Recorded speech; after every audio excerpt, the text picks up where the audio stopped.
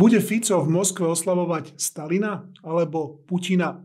On sám tvrdí, že 9. mája na Červenom námestí si bude pripomínať víťazstvo Stalina nad Hitlerom, ale nie je to také isté. Pokojne sa mu môže stať, že bude nechtiac a v úplnom rozpore s oficiálnym stanoviskom Slovenska oslavovať víťazstvo Putina nad Zelenským. Nasvedčuje tomu najmä Putinovo vyhlásenie trojdňového prímeria od 8. do 10. mája, teda práve v čase, keď sa má konať pompézna prehliadka ruskej vojenskej techniky, vojakov a zbraní na Červenom námestí. No a je tu ešte jedna iná, horšia možnosť. Tá, že sa Putin zriekne mieru a vyhlási nový cieľ vojny, obsadenie celej Ukrajiny.